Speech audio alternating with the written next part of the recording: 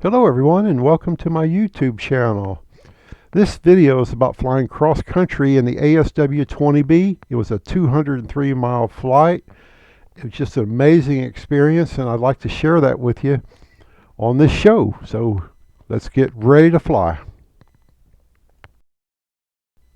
This is the ASW-20 at TSA and the glider is loved by all that fly it. It has an excellent glide ratio of about 40-1. I use a GPS data logger inside the plane to show you real-time flight information. And here it is. Alright, starting on the bottom left-hand corner, that is ground speed, not airspeed, so don't get that confused. GPS can only calculate ground speed. At the top over there on the left-hand corner is your flight to scale, and there's a little red dot there that'll show you where I am in the flight. Top center is your compass heading. On the top right is your rate of climb indicator, is measured in feet per minute, and the altimeter is on the bottom right hand side. I fly at Texas Soaring Association, that's in Midlothian, Texas, about an hour south of Dallas.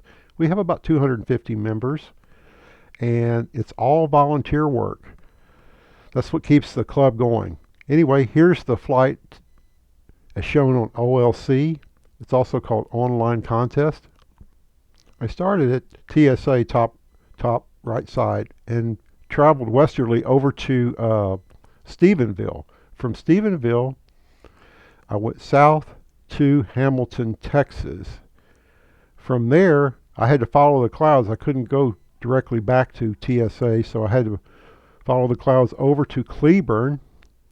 Once I got there, I followed the clouds all the way back to TSA, and it was a great day. My altitude was somewhere between 4,000 and 7,000 feet the whole way around, and that just gives you a warm fuzzy feeling when you can stay up that high for that long a time. It was a few hour flight. I don't have the exact number in front of me, but there it is. Really cool. Get ready for takeoff. On the 20, we take off with a negative flaps, just long enough till we get control of the aircraft, and that's usually around 20 knots. Over 25 knots. And you'll see my left hand there. I'll move it back. There you go. Now I'm at zero tail run. No negative.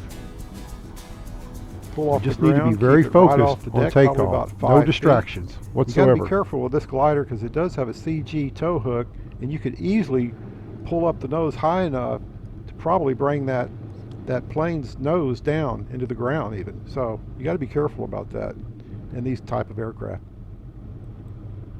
All right, coming up for release, and one of the goals is to find a thermal when you're in tow, and then you can release, save some money on the expense of going higher. So I cleared the area, I pulled the release, working a thermal right off the bat, adjust the vario so I can hear it. The landing gear has been retracted as we proceed to locate the thermal and proceed higher. Look at those beautiful cumulus clouds early in the day. You could just say, oh man, this is going to be nice. And they were probably 4,000 to 5,000 at 12 to 1 p.m. Just a really nice day for flying.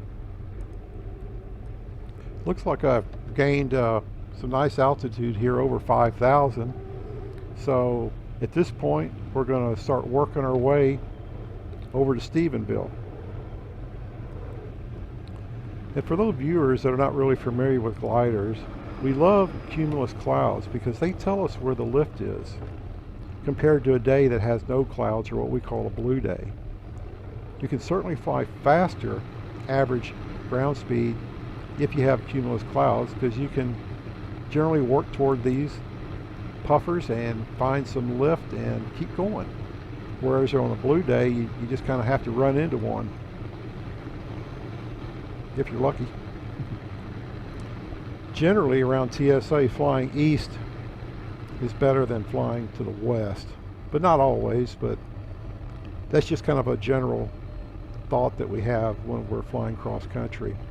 If it doesn't look favorable, if we don't see a lot of cumulus clouds in the direction we want to go, we're gonna go some other direction. We don't want to fly in big old holes of blue. That's not the idea. Even if we have to take the long way around, which I had to on my way back, was to get there and make it back a-okay. Boy, look at this thermal. Coming up near cloud base, and it looks like we're over 7,000 feet at this point. All right, I'm going to plan my exit as I'm working this thermal the best I can.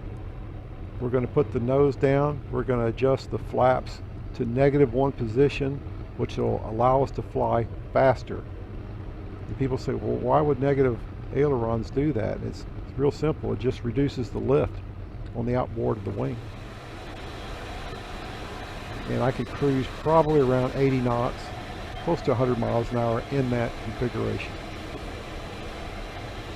You'll notice that little red triangle up there on the yellow course is moving closer to my destination.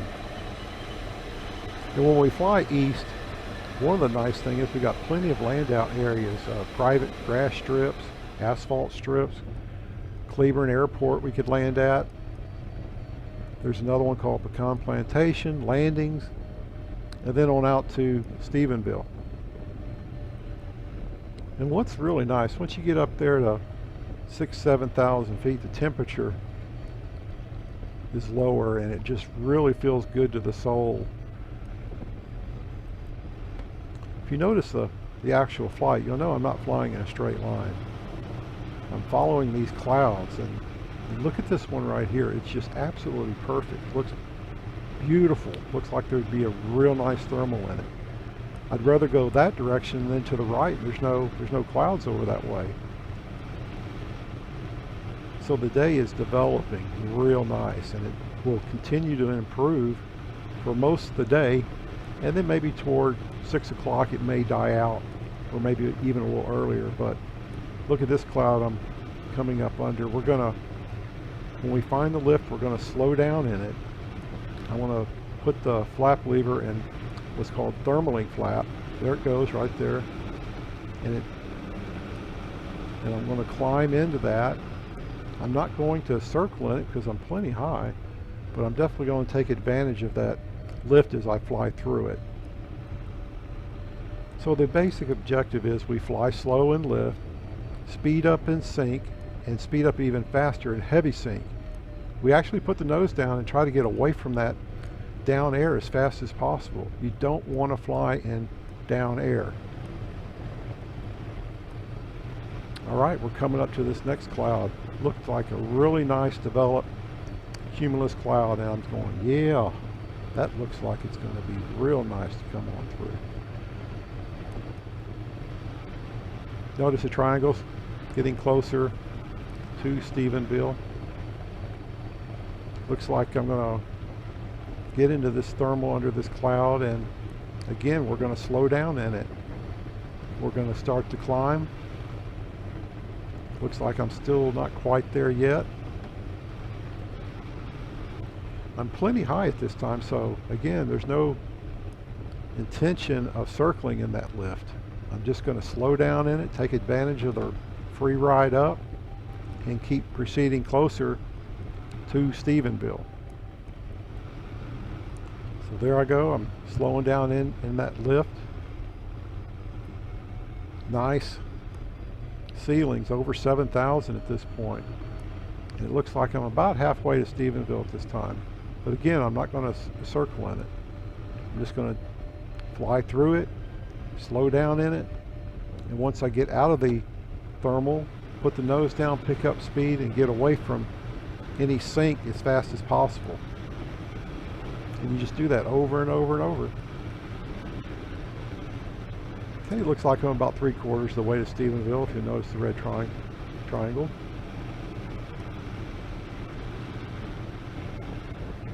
I am in just a little bit of a blue area, but I want to work towards some other clouds and take advantage of the lift. And coming up here, we're going to see a cloud street, or other people call it a thermal street. It just looks like a highway that you can follow in these clouds and just Some people for hundreds of miles can fly in a straight line or close to it and never circle the entire time. And here it is. This is what I'm talking about, and this is really cool when you can find these where the clouds line up with the wind, and you can just fly from one to the other and just keep on going. Now, in my experience, I haven't gone that far on a thermal street, maybe 15 or 20 miles in a straight line and never turned. But for me, being a relative novice in all this, it's really an amazing experience. And when you find these, it's just a lot of fun too, I'll tell you. So with flying a glider, it has a 40-to-1 glide ratio, and let's say we use 7 or 8 miles per 1,000 feet. And we want to arrive at our destination at least 1,000 feet above the ground. Now look at this, almost well above 6,000 feet. Technically I can glide about 48 miles without needing any additional lift if I was, for example, on final glide. So that can give you an idea of performance. We're not really talking about what the wind's doing, what direction the wind's coming from. It's just a general number we can use to calculate on our mind to kind of give us an idea of our flight performance and how far we need to go and how fast we need to go to get there. So I'm just about over Hamilton Airport, and they have a great glider club there too. So Hamilton would be a great land out area because they also have a glider club there. So one of these days I was thinking about flying to Hamilton, which is about 80 miles from TSA, land there, get a tow back up there and fly back. That would be kind of a fun little cross country too. Again, now look at my altitude, over 7,000 at this time, and I've decided to head back to TSA, which again is about 80 miles. And you'll notice some of these blue areas that I'm kind of in already. I could fly directly all the way back to TSA because of the blue areas. So again, I had to follow the clouds. I had to make it the long way around to get back to TSA. You notice that line coming back to TSA is not in a straight line going all the way back. I had to kind of follow the clouds to the left and then work my way back to TSA that way. So like I've said before, a glider license is what? Well, it's a license to learn, isn't it? And every flight is so different. You'll notice on the right hand side there, that's my OD flight computer, and it's very helpful in giving you information like land out areas, distance, speed to fly, and other calculations. And also I use it for final glide, kind of help me maximize my speed back when I have no intentions of circling anymore in thermals to get back home. That's what we call final glide. So take a look at this now. Back up over 7,000, almost 8,000 feet. And again, instead of flying directly back to TSA, which was a lot of blue areas, I'm going to follow these clouds. It's generally getting me back to TSA, not in a direct line, straight line anyway, but we're going to follow these clouds and work our way back home. So at this time I can tell, looking at the red triangle, I'm going to work my way following the clouds back to Cleburne or close to it. And obviously that's a great land out place if you needed it. I fly at Texas Soaring Association, which is about 80 miles south of Dallas, Texas, to give you an idea. We have about 200 members, and if you add up all of our experience, I think it came up to over 3,000 years of experience. So I think we got a few old timers and young people and everybody else in between. Just has a lot of fun and can be very helpful in your flying training and experience too. I've been flying since I was just a little kid. My dad had a Comanche 250, which was a plane way ahead of its time. We paid $7,500 for it back then, but you got to think, you could have bought a new house for $7,500. So it was not cheap by any means. From there, I started flying control line, radio control, free flight, model rockets, anything that flew, I wanted it. And now I've been flying gliders for about 4.5 years. And this is my first year with a ASW-20. I was flying the PW-5, and it's just amazing the high performance difference in it, which is about double from a PW to a ASW-20. And look at this, now up to 8,000 feet. Going to get ready for a final glide here in just a few minutes, and we'll set up the landing sequence here coming up here real soon. Well, it looks like I'm about 30 miles or so from TSA. I'm going to work this last really nice thermal here where it looks like we're over 8,000 feet at this time, and boy, that's just a warm, fuzzy feeling to say, hey, I can make it all the way back home and I don't need any help from any cloud anymore, so to speak. You'll notice the flight time, 191 minutes, just a little over 3 hours at this time. Coming on back home to TSA, and of course you see some blue areas there, but from this altitude it really doesn't matter anymore. I've got it made back to TSA without any additional thermals.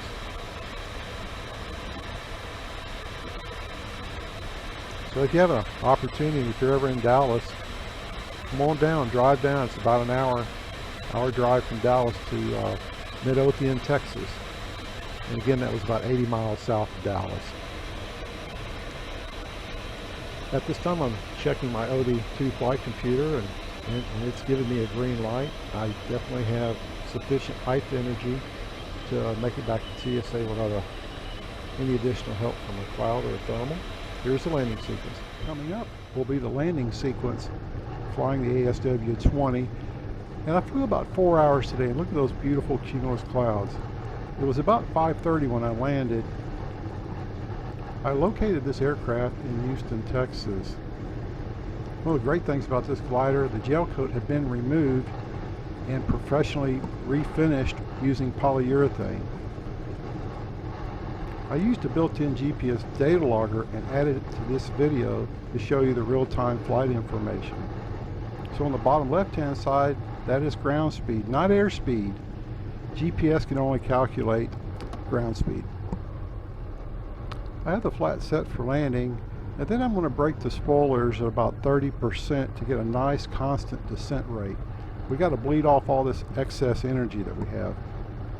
And if you look at my left hand, just above it is a tennis ball, and that's your landing gear lever. So I use that just to make sure I don't make a mistake and pull the wrong lever. That would not be very much fun, that's for sure. Normally in the summer we'd be landing to the south, but on this day we had a north wind, and so we had to use the north runway. Alright, looks like we're turning base. Going to be turning base to final here in just a moment. I always double check that landing gear, make sure that gear is down. I'll look at it probably 5 or 10 times just to make sure. My flight computer is an OD2, and I really love it. It really helps you out when you're doing cross-country flying, and I'd highly recommend you get one when you start doing cross-country work. You'll love it, I guarantee it. Okay, lining up with the runway, working the spoilers as I need them. Let's watch the remainder of the landing. Alright, working the spoilers. I'm going to get into ground effect and kind of ride that down further down the runway to get a little bit closer to the hangar. And here it is in the ground effect. And we're going to slow it down, slow it down, slow it down. And once we're on the ground, we've got to keep flying at Keep the wings level at all times. If any wing touches the ground, I was taught, you stop immediately. So I guess any landing that you walk away from is a good landing. Well, I hope you enjoyed this video. Be sure and look up all my other videos about flying gliders, radio control, and a lot more. So we'll see you in the air next time. Have a great day. Bye-bye.